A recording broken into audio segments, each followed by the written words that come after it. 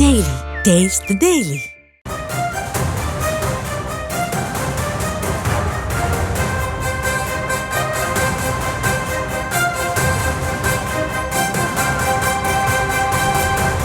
சோளிங்கர் தொகுதியில் அமமுக சார்பில் பார்த்திபன் போட்டியிடுவார் என டிடிவி தினகரன் அறிவித்திருக்கிறார். அது தொடர்பான அவர் பேசிய காட்சிகளை தற்போது பார்க்கலாம்.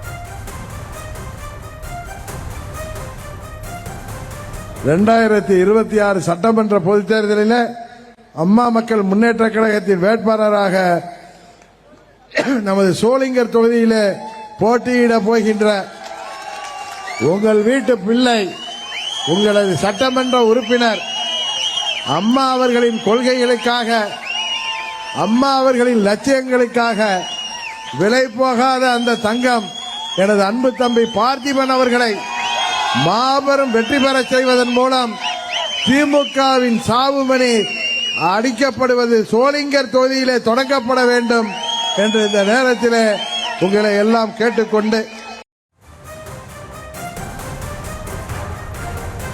அண்மைச் செய்தியை பார்த்துக் கொண்டிருக்கிறோம். 2021 சட்டமன்ற தேர்தலில் சோளிங்கர் தொகுதியில் 2ஆம் இடம் பிடித்திருந்தது பாமக. இந்த நிலையில் பாஜக கூட்டணியில் இருக்கக்கூடிய அமமுக தற்போது சோளிங்கர் தொகுதிக்கு வேட்பாளரை அறிவித்திருக்கிறது. கூடுதல் விவரங்களோடு செய்தியாளர் லதா இணைப்பில் இருக்கிறார். லதா, முழு விவரம் என்ன?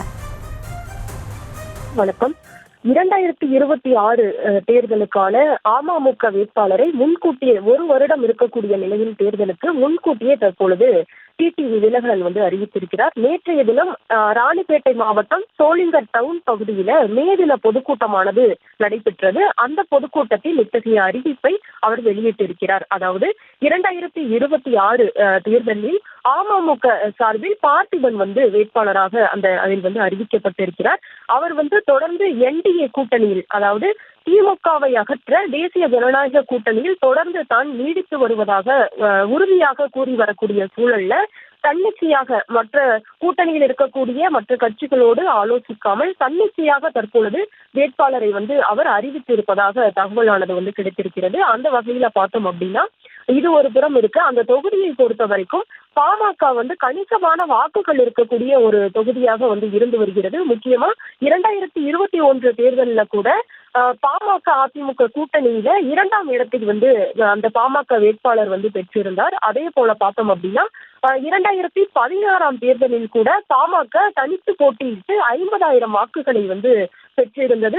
முக்கியமாக 2016 பார்த்திபன் அதிமுக தரப்பில் போட்டியிட்டு வெற்றி பெற்றிருந்தார். எனவே அதிமுக பாமகவுக்கு, அதிலும் முக்கியமாக பாமகவுக்கு கணிசமான வாக்குகள் இருக்கக்கூடிய ஒரு தொகுதியாக அது இருந்து வருகிறது. இது ஒரு புறம் இருக்க, பாமகவும் கூட பார்த்தோம் அப்படின்னா இன்னும் கூட்டணி தொடர்பான அறிவிப்பை வெளியிடாமல் இருக்கிறார்கள். அவர்களும் கூட என்டிஏ கூட்டணிக்கு வரலாம் என்ற ஒரு எதிர்பார்ப்பானது நிலவி வரக்கூடிய ஒரு சூழல்ல, ஒருவேளை அவர்கள் அந்த கூட்டணிக்கு வந்தால் அந்த தொகுதி பாமகவுக்கு சென்றுவிடும் என்பதால் அவர் முன்கூட்டியே இத்தகைய ஒரு அறிவிப்பை அவர் வெளியிட்டிருப்பதாக அந்த தகவல் என்பது தெரிவிக்கப்பட்டிருக்கு.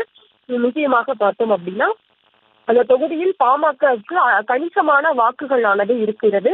2021 கூட 2ஆம் இடத்தை பிடிக்கிறார்கள். ஆனால் பார்த்திபன், அதாவது அவர் அறிவித்திருந்த பார்த்திபனும் கூட 2021 தேர்தலில் போட்டியிட்டு வெறும் 12,000 வாக்குகளை மட்டுமே பெற்றிருந்தார். எனவே 2ஆம் இடத்தை பாமக பெற்றிருந்த நிலையில வெறும் 12,000 வாக்குகளை பெற்றிருந்த அமமுக வேட்பாளர், அதாவது அவருக்கு தற்பொழுது அந்த தொகுதியை அவர் அறிவித்திருக்கிறார். கூட்டணியில் இருந்து வரக்கூடிய, அதாவது கூட்டணியில் அவர் உறுதியாக இருந்து வரக்கூடிய ஒரு சூழல்ல மற்ற கட்சிகள், பாஜகவாக இருக்கட்டும் அல்லது அதிமுகவாக இருக்கட்டும், மற்ற கட்சிகளோடு ஆலோசிக்காமல் அவர் தன்னிச்சையாக இத்தகைய ஒரு அறிவிப்பை அவர் வெளியிட்டு இருப்பதால் ஒரு சலசலப்பானது ஏற்பட்டு இருக்கிறது.